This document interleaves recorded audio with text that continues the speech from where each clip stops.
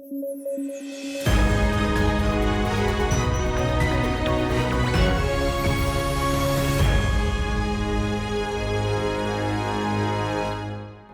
News at 9 programme में आपका स्वागत है। मैं हूं अमृत उपाध्याय। आइए जल्दी से डालते हैं आज की हेडलाइंस पर एक नजर। अर्ली चाइल्डहुड एजुकेशन पर सरकारी खर्च की रिपोर्ट जारी। जरूरत से कम खर्च करता है भारत, विकसित देशों से बहुत पीछे हैं आंकड़े। ईडब्ल्यूएस मामले में सरकार ने फिर पेश की सफाई, नहीं है एससी, एसटी और ओबीसी के अधिकारों का उल्लंघन। 2019 में आया था कानून। और चुनाव सुधार की दिशा में उठ रहे नए कदम। पंजीकृत गैर मान्यता प्राप्त राजनीतिक दलों को किया गया टारगेट, आयकर छूट का ले रहे थे लाभ। खबरों की शुरुआत करें उससे पहले एक सूचना ये कि अगर आप इस बुलेटिन को पीडीएफ फॉर्मेट में पढ़ना चाहते हैं तो अमृत उपाध्याय 007 टेलीग्राम चैनल पर जाइए, जहां इसकी पीडीएफ रोजाना उपलब्ध होती है। चलिए खबरें शुरू करें। हाल ही में अर्ली चाइल्डहुड एजुकेशन पर सरकारी खर्च के आकलन को लेकर एक रिपोर्ट जारी की गई है। ये report centre for budget and governance accountability और सेव द चिल्ड्रन के द्वारा तैयार की गई है। रिपोर्ट के मुताबिक सरकार 3 साल से लेकर 6 साल तक के बच्चों की अर्ली चाइल्डहुड एजुकेशन पर जीडीपी के मुकाबले केवल 0.1% खर्च करती है, जो कि जरूरत की तुलना में केवल 1/4 है। वहीं यूके में 0.22%, यूएसए में 0.33%, जर्मनी में 0.49% और फिनलैंड में 0.71% खर्च किया जाता है। इन देशों के मुकाबले भारत में 3 साल से लेकर 6 साल तक के बच्चों की संख्या कहीं ज्यादा है। गौरतलब है कि नेशनल एजुकेशन पॉलिसी 2020 में अर्ली चाइल्डहुड एजुकेशन को साल 2030 तक यूनिवर्सलाइज करने की बात की गई है। इसमें सतत विकास लक्ष्य 4.2 के प्रावधानों के मुताबिक काम करने की बात की गई है। साथ ही एक national curricular and pedagogical framework for ECCE तैयार करने की बात की गई है। इसमें अर्ली चाइल्डहुड एजुकेशन के लिए टीचर्स को तैयार करने पर जोर दिया जाएगा। इसमें सार्थक यानी students and teachers holistic advancement through quality education को बेहतर ढंग से लागू करने की सिफारिश की गई है। सार्थक को साल 2020 में शिक्षा मंत्रालय द्वारा राष्ट्रीय शिक्षा नीति को लागू करने के लिए लॉन्च किया गया था। सरकार की तरफ से अटॉर्नी जनरल के वेणुगोपाल ने ईडब्ल्यूएस मामले में सुप्रीम कोर्ट में एक हलफनामा पेश किया। इसके मुताबिक ईडब्ल्यूएस कोटा एससी, एसटी और ओबीसी के अधिकारों का उल्लंघन नहीं करता। उनके मुताबिक ईडब्ल्यूएस कोटा पहले से दिए गए 50% आरक्षण के बाद दिया गया है, इसलिए उनके अधिकारों पर चोट नहीं करता। बाकी वर्गों के आरक्षण की तरह इस कोटे को भी राज्य द्वारा समाज के पिछड़े वर्गों के उत्थान के लिए किए गए प्रयास के तौर पर ही देखा जाना चाहिए। इस मामले में सरकार सुप्रीम कोर्ट द्वारा राइट टू एजुकेशन एक्ट 2009 पर दिए गए फैसले का भी जिक्र किया गया है। इसमें कोर्ट ने बच्चों को फ्री और कंपलसरी एजुकेशन के लिए हर तरह के बैरियर को तोड़ा है। इसमें अनुच्छेद 21 का हवाला देते हुए शिक्षा को सबके लिए सुलभ करने की बात की गई थी। आपको बता दें कि साल 2019 में 103वें संविधान संशोधन अधिनियम के जरिए अनुच्छेद 15 और 16 में संशोधन किया गया, जिसके जरिए देश भर में आर्थिक रूप से कमजोर सवर्णों को नौकरियों और शिक्षा संस्थानों में प्रवेश में 10% का रिजर्वेशन दिया गया। सरकार के मुताबिक ईडब्ल्यूएस रिजर्वेशन SR सिन्हो कमीशन की सिफारिशों के आधार पर दिया गया है।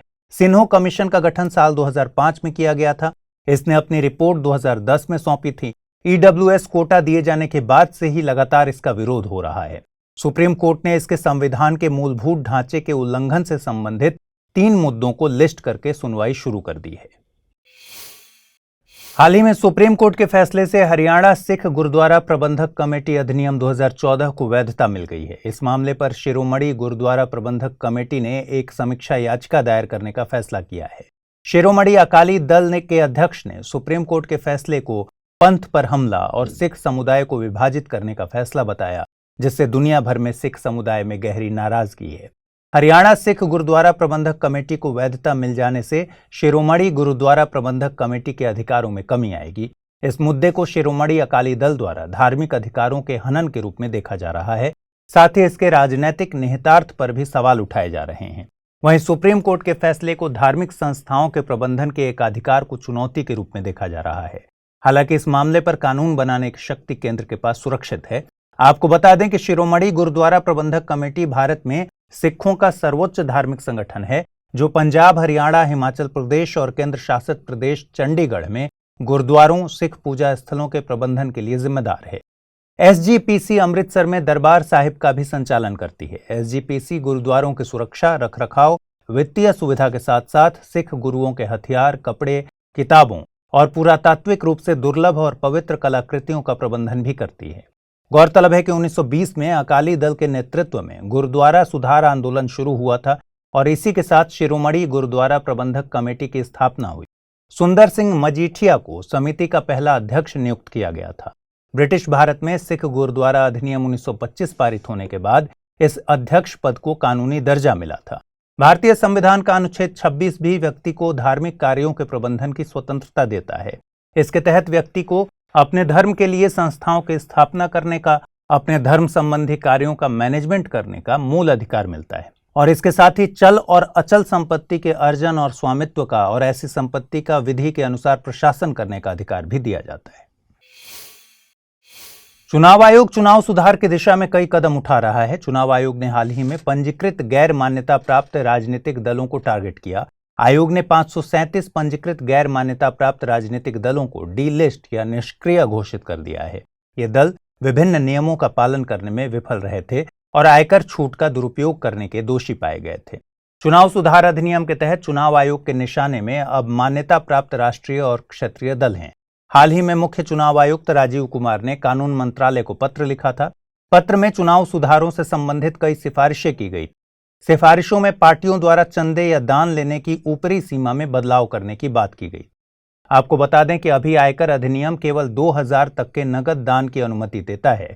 वहीं लोक प्रतिनिधित्व अधिनियम 1951 के प्रावधानों के अनुसार पार्टियों को 20,000 रुपए से अधिक के दान मिलने पर चुनाव आयोग को दान का ब्यौरा देना पड़ता है।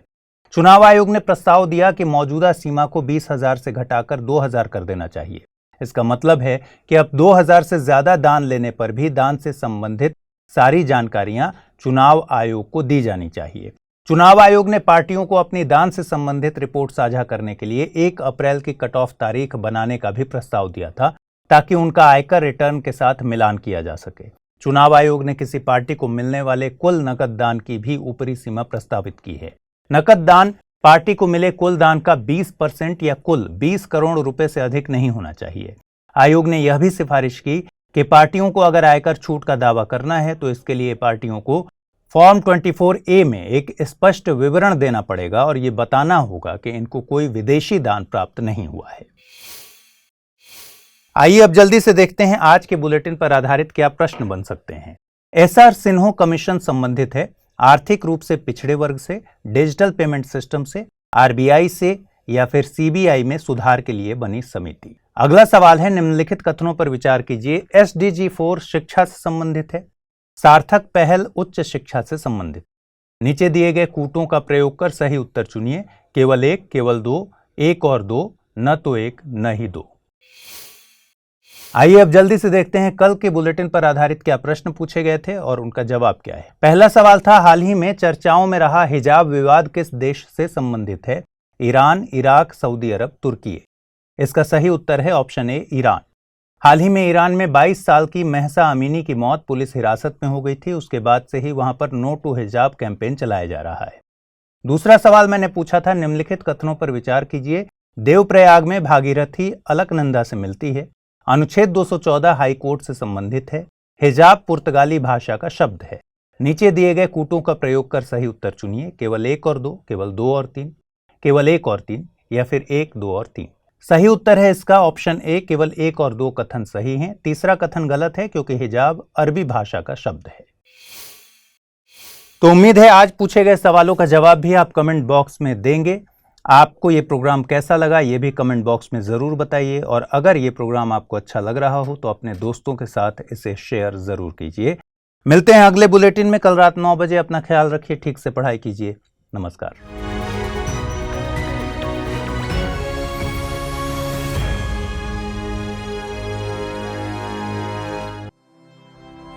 स्टडी IQ IAS अब तैयारी हुई अफोर्डेबल।